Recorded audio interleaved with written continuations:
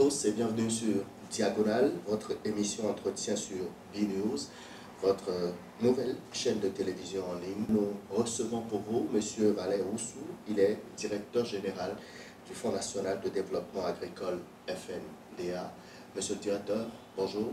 Bonjour, monsieur. Merci d'avoir accepté notre invitation avec vous. Nous parlerons du FNDA, de ses actions. Nous ferons également l'état de lieu, le chemin parcouru depuis votre nomination il y a de cela 2 mois environ. On parlera aussi de votre vision pour cette structure. Je présente M. Valais Oussou, cette émission avec mon confrère Jean-Hugues Métopé. Bonjour Jean-Hugues. Bonjour Imran Issoufou. Bonjour M. Valais Oussou. Bonjour. Alors le jour est enfin venu, c'est ce que disait le ministre de l'Agriculture il y a quelques mois, quand on relançait ce fonds, c'était en juin 2018. Vous avez pris la tête de cette direction il y a 2 mois. Quels ont été les premiers constats? Les premiers constats à ma prise de fonction au FNDA, c'est que nous avons affaire à une institution qui a été caractérisée par une lourdeur administrative et qui, en l'état, ne pouvait pas répondre efficacement à l'objectif qui lui a été signé, à savoir promouvoir l'investissement privé dans le secteur agricole. Et donc, nous avons le devoir, la mission de revoir un peu les outils, de les adapter aux réalités de terrain, afin que les premiers bénéficiaires puissent commencer par être touchés. Alors, vous parlez de lourdeur administrative. On peut dire déjà que ça fait la 3e fois que ce fonds a été lancé, parce que ça existait déjà depuis l'ancien régime, ça a été relancé en 2017, ensuite 2018. Maintenant, vous êtes la 4e personne qui prend pratiquement la tête de ce fonds. Est-ce que les difficultés, les problèmes ont été identifiés à chaque étape, et est-ce que vous pensez véritablement que vous serez à la hauteur de cette mission? D'abord, en réalité, je suis même le 5e DG. Justement. 5e DG. Non, en fait, les géniteurs du FNDA ont pensé qu'il faut le rendre autonome. Et donc, dans cette construction, son fonctionnement devait être arrimé aux ATDA. Les ATDA, c'est les agences territoriales de développement agricole, qui constituent, disons, l'unité de gestion des pôles de développement agricole. Vous savez que la réforme du secteur agricole a compartimenté le pays en 7 pôles de développement agricole, chaque pôle étant administré par une ATDA, agence de développement agricole. Donc, dans la construction du FNDA, le FNDA n'ayant pas des représentations sur le terrain, donc dans les 12 départements, dans les 77 communes, il est prévu dans son montage que ce soit les ATDA qui constituent le relais, en quelque sorte les bras opérationnels du FNDA sur le terrain. Malheureusement, ça n'a pas été le cas jusque-là. Et donc, en résumé, c'est, je peux dire, peut-être des erreurs de conception, des erreurs de procédure et de l'administration. Et donc, moi, après cet état de lieu, ce constat, parce que toutes choses qui ont fait que le FNDA n'est pas connu, n'a pas encore de résultats jusqu'à aujourd'hui. Et même ceux qui connaissent le FNDA ne savent même pas comment est-ce qu'il fonctionne, quel est son mode opératoire, qu'est-ce que le FNDA peut offrir, qu'est-ce qu'il ne peut pas offrir. Donc tout ça là fait qu'aujourd'hui, moi, je pense d'abord qu'il faut renforcer l'autonomie de gestion du FNDA. D'accord. Selon vous, oui, si vous permettez, qu'est-ce qui a donc été fait depuis qu'on parle du FNDA? Vous avez dit tout à l'heure quel est votre constat depuis que vous êtes à la tête. Qu'est-ce qui a été fait? Les différents directeurs qui se sont succédés ont pu faire quoi pour le FNDA avant votre arrivée? Très bien. Du travail a été fait. Vous savez que le FNDA n'existait pas. Au départ, on avait agité la question de banque agricole, de banque de développement agricole. Vous savez que le secteur agricole occupe 7 Béninois sur 10 de la population active. Et le programme d'action du gouvernement considère le secteur agricole comme étant le principal levier de développement économique. Mais le gros problème, c'est son financement. Et donc, faut-il créer une banque? La réponse est non. Quel instrument? Le gouvernement a estimé que l'instrument privilégié, ça va être le fonds, un fonds. Mais on n'avait jamais connu un fonds. Comment est-ce que le fonds, parce que le financement de l'agriculture, ça reste une problématique entière. Voyez-vous, entière. Alors, comment est-ce qu'il faut créer un fonds pour répondre efficacement aux besoins, hein, aux attentes nombreuses de ces promoteurs agricoles. Et donc, du coup, de réflexion en réflexion, on a créé le fonds qui a subi, disons, plusieurs transformations. Et ce qui a été fait en résumé depuis ce temps, c'est que les gens ont pris le temps pour bâtir l'édifice et mettre en place les outils, les procédures. Mais somme toute, il faut dire que quand bien même le décret, en tout cas le décret récent, 2017, qui a créé maintenant le nouveau fonds que moi je suis venu reprendre, ce décret dit que le fonds est une institution autonome.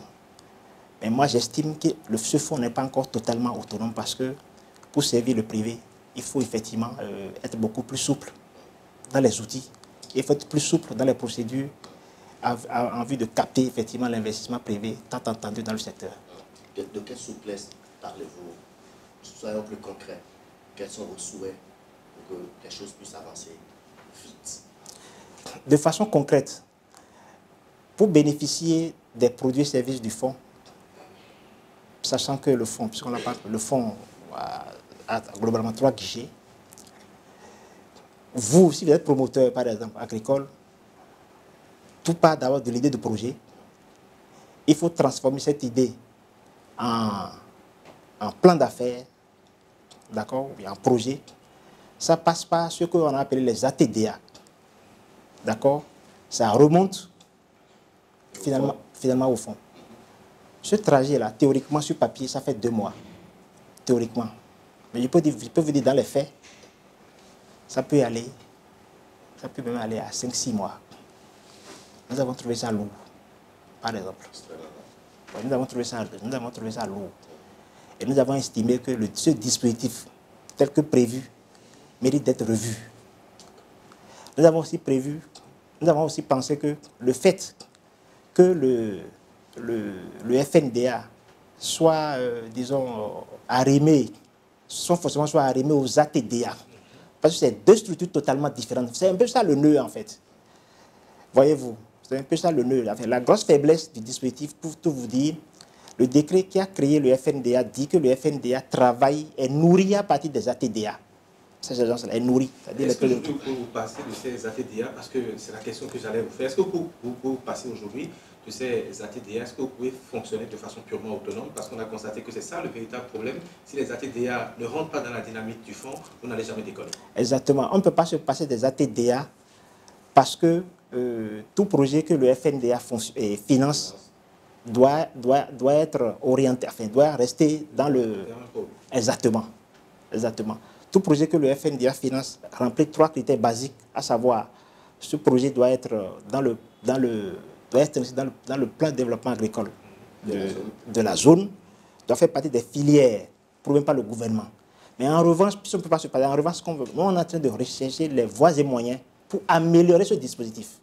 Et puis, dit déjà, pour corriger un peu cette, disons, je peux dire cette erreur de conception au niveau des décrets de création de ces 2 entités, ATDA et puis FNDA, il a été prévu un accord de collaboration qui a été signé au mois de septembre dernier entre le FNDA et les ATDA. Et donc, à ma prise de service, j'ai entrepris une tournée vers chaque ATDA. Et nous avons pris langue avec chacun de ces DG pour dire nous allons fonctionner autrement. Je crois qu'ils sont tous d'accord avec moi que des erreurs avaient été commises par le passé, mais trouvons des moyens en attendant d'aller retoucher au test pour contourner un peu ces erreurs-là. Alors, au-delà de tout ce que vous évoquez sur le plan administratif, c'est vrai que ma question est un peu vicieuse. On sait que quand vous faites le cumul des 2 régimes, ça fait environ 5 ans pour le FNDA, le fonds n'a jamais décollé. On sait par contre que les banques sont un peu frileuses quant au financement de l'agriculture. Est-ce que ce n'est pas ce même aspect qui fait également qu'à votre niveau, ça ne prend pas? Ah non, pas du tout. Non, pas du tout. C'est vrai, on n'a pas encore présenté les produits, les offres du FNDA. Vous savez, le FNDA combine, disons, 2 instruments savamment bien concordés pour adresser les besoins en financement agricole. Nous avons l'instrument qu'on appelle les subventions, et puis le crédit. Les subventions, et puis ces deux instruments sont structurés à travers 3 guichets au niveau du FNDA. Vous avez le guichet 1 qui constitue les subventions structurantes intégrales pour de gros investissements. Les principaux bénéficiaires, c'est les communes, les communes, les associations intercommunales, les gros bénéficiaires. Là aussi, les OPA, les privés peuvent avoir aussi ces investissements. Et puis, nous avons le guichet 2 qui est l'accès aux services non financiers. Tout ce qui est recherche agricole, vulgarisation, renforcement de capacité, accès au marché, certification. Le fonds finance ça aussi sous forme de subvention, mais là à coût partagé. Et puis le 3e guichet, c'est l'accès aux services financiers. Et ce volet, le FNDA, à travers les banques et les SFD, accompagne les promoteurs qui souhaiteraient, disons, s'engager dans le secteur, qui souhaiteraient investir, accompagne les promoteurs vers ces banques qui, entre-temps, n'étaient pas motivés à aller dans le secteur agricole. Et là aussi, les deux instruments, les deux mécanismes. Vous confirmez aujourd'hui que les banques sont plus motivées à aller vers ce secteur? Exactement, nous y travaillons. Qu'est-ce qui a changé dans leur perception de la chose? 2 choses ont changé. Vous savez, qu'est-ce qui a fait qu'on ne finance pas? C'est parce que les 2 acteurs ne se connaissent pas. Le banquier qui veut mettre son argent dans le financement agricole, il ne connaît pas les réalités du monde agricole. L'entrepreneur agricole, les paysans, les acteurs même de ce secteur ne connaissent pas les réalités du secteur financier. Donc il faut pouvoir mettre ces 2 acteurs-là ensemble. C'est ça le rôle du FNDA. Pardon, c'est ça le rôle du FNDA. Donc nous sommes un facilitateur, en fait. Nous sommes un facilitateur. Et donc, en créant les conditions, en mettant les deux acteurs ensemble, en donnant l'information nécessaire aux banques, parce qu'on les a rencontrés, qu'est-ce qu'elles ont dit? On dit, ah mais, si vous préparez correctement ces bénéficiaires, et qu'ils sont bien formés, mais nous, on va investir massivement dedans. Donc, c'est pour vous dire que d'ici maximum 2 mois, 2 mois c'est même trop, vous allez voir comment les banques, l'appétit des banques. Donc, nous travaillons à aiguiser davantage l'appétit de ces institutions-là. Dans vos offres oui, que vous allez certainement présenter bientôt, est-ce qu'on peut avoir une idée de ce que vous voulez offrir en tant que FNDA à ceux qui veulent venir à vous, qui veulent vous présenter des projets? Bien sûr. Et je l'avais dit rapidement tout à l'heure, les offres de FNDA sont structurées, disons, en 3 catégories qu'on appelle guichets, en 3 grandes catégories qu'on appelle guichets. Oui. Guichets. Oui.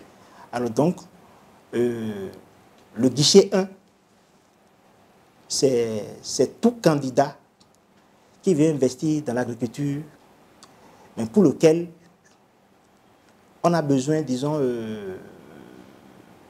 il a besoin de gros investissements. Par exemple, la réalisation d'un pont de franchissement pour relier peut-être 2 communes, la réalisation d'infrastructures marchandes, par exemple, pour pouvoir, disons, écouler les produits. Est-ce que vous ne sortez, je me permets de vous arrêter, oui. Est-ce que vous ne sortez pas un peu du financement de l'agriculture quand vous mettez à construire des ponts et des marchés? Non, non, non. Justement, c'est parce que vous êtes à Cotonou que vous voyez ça comme ça. Il faut sortir pour aller à Gogounou. Vous allez constater, par exemple, que vous avez des communes. Besoin de ça. Exactement. Les gens produisent, mais quand les gens produisent, le produit va où? Le produit va rester dans le village, dans la commune pour courir. Mais pour vous permettre d'être assez efficace, il fallait laisser, par exemple, ce volet infrastructure à d'autres administrations, à d'autres directions qui sont quand même habilitées à mener ce genre d'activité. Je vais parler, par exemple, du ministère des Infrastructures qui peut construire les routes, qui peut faire les... Justement, mais il faut financer. Nous, on finance, c'est ça que je dis. Ce n'est pas nous qui réalisons, c'est ce que je dis. On finance, en fait. Quand vous avez le projet, on finance. Vous identifiez d'abord le problème et puis vous vous soumettez. Non, ce n'est pas nous qui identifions le problème non plus. C'est un privé qui identifie le problème. Non plus, je vous explique. Enfin, on n'identifie pas. Le besoin vient de la base.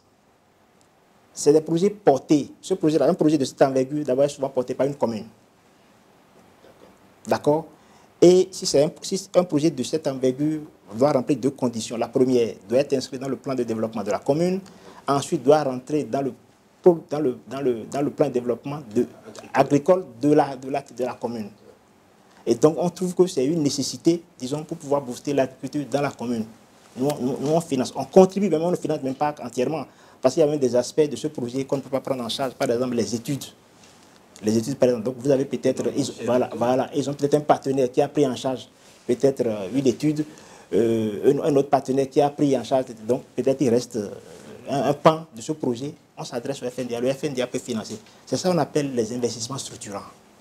Parce qu'en faisant cet investissement, un investissement de genre, ça peut développer d'autres, ça peut faire un effet de levier dans la zone, un investissement structurant. Et là, les bénéficiaires, comme je dis, c'est d'abord les communs. À côté de ça, nous avons aussi, il y a aussi investissement structurant pour les privés.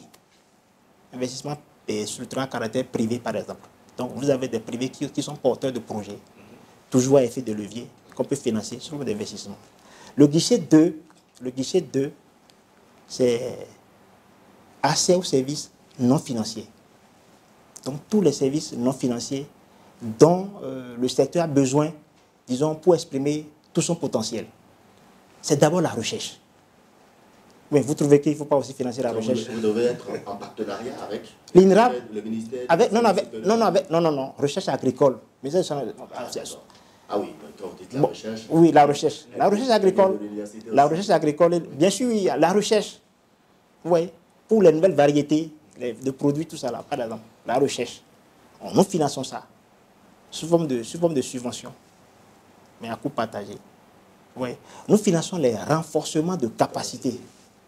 Quand on dit renforcement de capacité, tout ce qui est peut-être outils, formation, conseil même agricole, tout ça là, aux exploitants, à tout. Parce que tout le monde, les gens veulent faire l'agriculture, mais ils ne savent pas comment s'y penser. Monsieur Valéo, il reste le troisième guichet.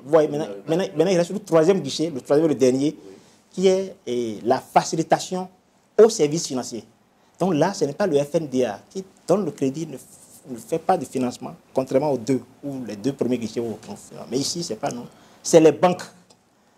Et donc, nous faisons un travail sur les banques et les systèmes financiers décentralisés, d'accord, pour développer davantage leur appétit à financer le secteur agricole. Parce que l'objectif final, c'est d'accroître l'investissement privé dans le secteur. C'est un peu ça.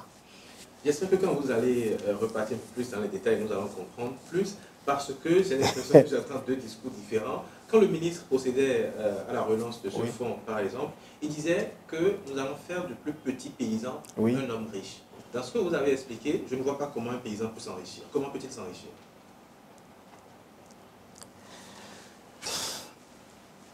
Bon, peut-être que vous n'avez pas très bien compris le discours du ministre. Le ministre s'adresse aux paysans qui veulent entreprendre, s'il vous plaît. Justement. C'est de ça qu'il s'agit. Tout entrepreneur qui a une idée de projet, qui s'adresse, disons, depuis sa base, à un bon produit pour le FNDA. C'est ceux-là que nous voulons financer, c'est ceux-là que nous voulons accompagner. Donc quand le ministre dit que c'est de ça qu'il s'agit, les promoteurs agricoles, et là, je voudrais aussi donner la précision. Parce que quand on dit FNDA, fonds, on pense, non, c'est pas ça. Dans quel pays vous avez vu ça? C'est pas possible, les amis. C'est ce que font les fonds dans... Non. Parce que le véritable problème, c'est qu'aujourd'hui, la plupart des producteurs, la plupart des paysans, parce qu'on a entendu parler d'environ 300 milliards sur 5 ans, et une petite enveloppe de 10 milliards pour commencer, c'est les chiffres qui ont été avancés. Et pour tout le monde aujourd'hui dans le pays, dans le Bénin, c'est que les paysans sont financés par le Fonds national de développement agricole, mais il faut mieux expliquer pour que les gens puissent comprendre en réalité. C'est ça le véritable problème. Monsieur le journaliste, le FNDA n'a pas encore même 10 milliards. Le FNDA n'a pas encore 10 milliards. C'est vrai que le gouvernement a prévu une dotation initiale de 10 milliards qu'on est en train de constituer. On n'a pas encore 10 milliards. Et donc, pour en arriver à cette étape, il faut travailler, il faut démarrer. Donc nous sommes en train de mettre tout en place, disons, pour lancer véritablement le fonds. Cela étant, le fonds ne peut pas être, disons, l'instrument qui va financer tout le secteur agricole de A à Z. Ce n'est pas possible. Pour votre information, il faut distinguer le FNDA en tant qu'instrument qui est un fonds majeur pour promouvoir le secteur privé dans le secteur agricole. D'une politique de financement de tout le secteur. La preuve, le FNDA existe, mais vous avez des projets parallèles qui continuent toujours de faire. Voilà. Quand je prends les ATDA, par exemple, les ATDA, les agents territoriaux de développement, les ATDA aussi ont un volet, disons, de développement de l'agriculture, du secteur agricole, par exemple. Mais nous, je voudrais qu'il soit clair pour tout le monde Le fonds, c'est pas pour dire, ok, monsieur Imran, vous venez, c'est pour... Ça ne se passe pas comme ça. Et ça ne se passera comme ça, pas possible. Vous êtes porteur d'une idée pertinente qui peut pousser l'agriculture et puis vous dites, ok, monsieur le DG, ou bien monsieur, je sais pas, j'ai ramené au genou, j'ai ramené ceci, poussez-moi pour que je donne. C'est comme ça va fonctionner. C'est comme ça va fonctionner. Parce que je rappelle, ne perdons pas ça de vue, nous voulons pousser le privé à investir. Alors donc, le privé qui vient investir, c'est quelqu'un qui veut faire du business. Ou bien. Et justement, est-ce que ces privés se bousculent aujourd'hui à la porte du FNDA? Quels sont les projets innovants que vous avez déjà reçus? Est-ce qu'il y a un certain nombre de projets sur votre table que vous étudiez déjà?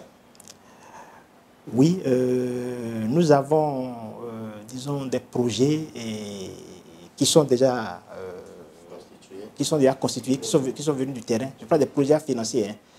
Mais l'essentiel, pour ce que j'ai vu, ce que je suis venu voir, l'essentiel, c'est des projets liés, d'abord, comme je l'ai dit, des investissements structurants des communes. On a vu des projets liés aussi à l'accès au marché, les certifications, pour que, par exemple, l'ananas, notre ananas puisse être exporté sur des marchés, voilà, exactement, dans l'Union européenne. Donc, il y a de ces projets-là sur lesquels nous travaillons et pour lesquels on a fait même une descente sur le terrain pour voir à quoi ça ressemble dans la réalité. Parce que, après tout, c'est une compétition, en fait. Le fonds n'est pas élastique. Enfin, comme je vous l'ai dit, on n'a même pas encore toutes les ressources. Donc, c'est un peu comme une compétition. Et puis, on va choisir les meilleurs, les plus, en fonction de notre cagnotte et faire les financements. Mais au-delà, c'est qu'il faut dire que le fonds n'est pas connu. Ouais, non, le fonds n'est pas connu. Et nous sommes en train de travailler à notre stratégie de communication pour faire connaître le fonds. Le fonds n'est pas connu, ou du moins le peu, comme je l'ai dit, ils connaissent très mal le fonds. Voyez-vous, le fonds n'est pas connu. Est-ce que vous feriez très bientôt des descentes sur le terrain, aller expliquer peut-être aux paysans, peut-être aussi aux investisseurs, en tout cas, pourquoi pas les banquiers, ce que c'est que le fonds, quelle est son importance, pourquoi chacun doit rentrer dedans en même temps pour faire avancer les choses? Avant d'aller vers les paysans, faire les descentes sur le terrain, nous avons entrepris une descente vers le secteur financier, ce que vous avez dit, les banques, toutes les banques et tous les SFD. Parce que avant d'aller vers les promoteurs agricoles, il faut qu'on s'entende d'abord pour dire mais qu'est-ce qu'on vient aller vendre. Donc ce qu'on vient aller vendre n'est pas encore totalement bien préparé. Donc on y travaille, par exemple. On y travaille. Je dis toutes les banques. Alors, c'est vrai que vous avez dit que c'est un peu comme une compétition et que vous attendez que ceux qui ont des idées viennent soumettre leurs projets et tout. Mais est-ce qu'en son sein, le fonds également ne peut pas identifier tout ce qu'il faut par pôle, par agence et également dans certaines zones pour pouvoir accélérer les choses? Malheureusement, non, telles que les procédures sont actuellement. C'est pour ça que j'ai parlé de procédures, d'outils, de lourdeur. Nous, en fait, dans ma feuille de route, dans ma vision, j'ai prévu revoir un peu ce dispositif. Par exemple, les procédures prévues, les projets éligibles. Les projets vraiment éligibles. Et pour ce que j'ai vu, par exemple, j'ai vu effectivement, il y a par exemple, des projets qui ne sont pas dans le manuel de procédure du FNDA. Ça veut dire que ces projets-là arrivaient, je donne un exemple, des projets liés par exemple au TIC. À l'agriculture. C'est dans l'agriculture. Oui, c'est dans l'agriculture. L'agriculture, par exemple. C'est pas dedans, par exemple. Et pourtant, je dis, mais attention. Exactement. Et donc. Est-ce que ça, c'est pas au niveau du fonds maintenant qu'il faut élargir? C'est ce que je dis. C'est ce que j'explique. Donc, il faut travailler à intégrer ça dans la feuille de route. Dans la feuille, exactement. Parce qu'il faut corriger ça. Moi, j'ai fait cette remarque. Et donc, le fonds peut susciter, mais il faut qu'on prévoie, parce qu'on ne fera rien sans les procédures. Vous êtes d'accord avec moi? Enfin, donc, il faut prévoir, et c'est là que je travaille. Donc, je suis d'accord avec vous. À quel horizon on peut espérer vraiment, parce qu'on ne peut pas dire que le fonds a déjà décollé, que le fonds a déjà démarré, à quel horizon est-ce qu'on peut espérer aujourd'hui le démarrage effectif des activités du Fonds national de développement agricole? Et moi, j'ajouterais à quand allons-nous connaître les tout premiers que vous allez accompagner? Voilà, ça va être deux questions. Parce que j'avais envie de lui demander qu'est-ce que vous appelez démarrage effectif. Quel est l'indicateur? Est-ce que voilà, voilà. C'est que avant de doter les premiers bénéficiaires, il y a un certain nombre d'étapes. Exemple tout simple. Les banques avec lesquelles nous allons travailler, enfin pour ce que j'ai su voir, on n'a même pas encore signé même la convention de partenariat avec eux. Les SFD, on n'en a même pas encore. Donc, rien n'a encore été signé. C'est ça que j'ai expliqué en fait. Et donc, l'urgence pour nous, c'est de prendre langue avec tous ces acteurs-là, qui sont nos partenaires privilégiés et qui nous accompagnent. Donc, on y travaille. Donc, l'objectif, c'est de boucler cette étape avant la fin de cette année, pour que on puisse... Nous sommes déjà à la fin de l'année. Nous y travaillons. Nous y travaillons. Par contre, ce qui vous intéresse, vous, c'est les premiers bénéficiaires sont où? Comment est-ce qu'on peut les voir? Vous les verrez d'ici janvier. Alors, quand vous parlez de... Vous les verrez d'ici janvier. Nous y travaillons. Quand vous parlez de lourdeur administrative, c'est pas pour indexer telle ou telle structure, mais qu'est-ce qui bloque au fond? Pourquoi est-ce que les actes ne sont pas vite... Est-ce que c'est des questions de signature? Est-ce que c'est des questions de réorganisation? De quoi est-il question exactement? Parce que tout ce que vous exposez là est tellement beau que ceux qui sont derrière et qui ont des projets seront dans le même optimisme que vous, mais jusque-là, on ne voit rien, on n'entend rien. On a l'impression que le fait de prendre la parole aujourd'hui permet à tout le monde de pouvoir comprendre véritablement ce qui se passe. Mais est-ce qu'après cette émission, vous n'allez pas connaître le même sort que vos prédécesseurs et rester là tout le temps et finalement ne pas bouger? Ce que vous me dites, vous n'êtes pas le premier, hein, mais je vais vous étonner. Moi, je suis du secteur privé et je ne suis pas venu ici pour faire ce qui s'est passé avant moi. Et je peux vous dire et garantir que d'ici janvier, vous aurez les premières actions, s'il vous plaît. Je peux vous dire, exemple concret, vous voyez, tel que c'est prévu au FNDA, vous avez une idée de projet génial dans votre localité, il vous faut aller identifier quelqu'un pour vous aider à rédiger le projet. Vous rédigez le projet fait le tour depuis l'étape communale, ce que je n'ai pas expliqué parce qu'il y a l'étape communale. Commune, ATDA, donc dans votre localité, et puis maintenant FNDA Cotonou, en papier. J'ai trouvé par exemple qu'il faut dématérialiser tout ça là par exemple. Pour aller plus vite. Il faut rendre le processus transparent et efficient en dématérialisant par exemple le processus de soumission et permettre à tout promoteur qui veut vraiment, qui a une idée de projet général, comme le ministre l'a dit, de soumettre lui-même son projet directement. Son projet et même de suivre l'évolution. De suivre l'évolution des institutions par exemple. Est-ce qu'il n'aurait pas raté des étapes et est-ce que le projet ne souffrirait pas de quelques dysfonctionnements par exemple? Non. Si, quelques malfaçons, je vais dire. Non, puisqu'il a l'accompagnement à la base, s'il estime. Il a l'accompagnement. L'accompagnement là est là à la base, en fait. Il a l'accompagnement. Parce qu'il a un encadrement, en fait. Je vous ai expliqué ça, l'encadrement à la base. Donc, il estime. Tout ce dont il a besoin, il aura besoin. Si nécessaire, c'est comment est-ce qu'on structure un projet. Mais si c'est les informations nécessaires, il a à la base.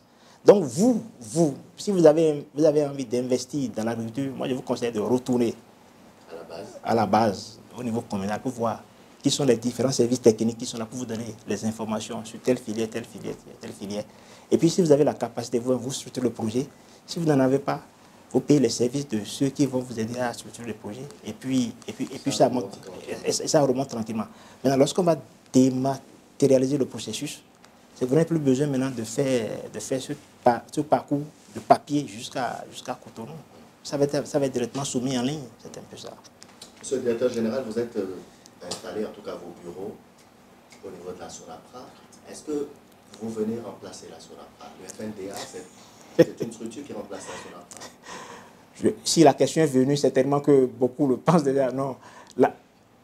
La SONAPRA n'existe pas et le FNDA ne vient pas remplacer la SONAPRA pour la simple raison que ces deux structures, même si la SONAPRA existait, les deux n'ont pas la même fonction. Le fonds, une fois encore, a été créé, disons, pour promouvoir l'investissement privé dans le secteur agricole. Le fonds est une réponse à la problématique du financement et du secteur agricole. Donc même si le SONAPRA existait,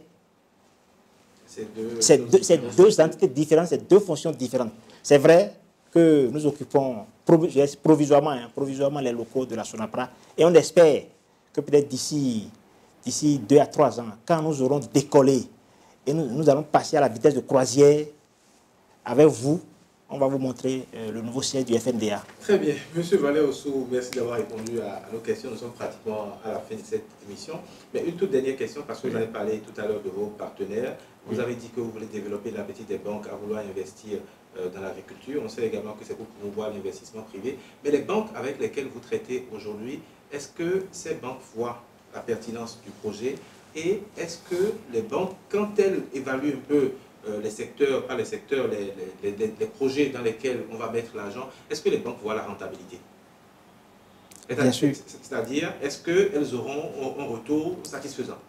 La réponse est un oui sans équivoque. Ce que je vous dis là, je ne vais pas citer le nom des banques, mais on a déjà 5 banques actuellement. Tout ce qui reste là, c'est de formaliser. On a déjà 5 banques, et pas des moindres. Très bien. Ça me rassure. Oui. Merci donc d'avoir répondu à nos questions. Merci. Chers téléspectateurs, merci. Merci beaucoup. Oui.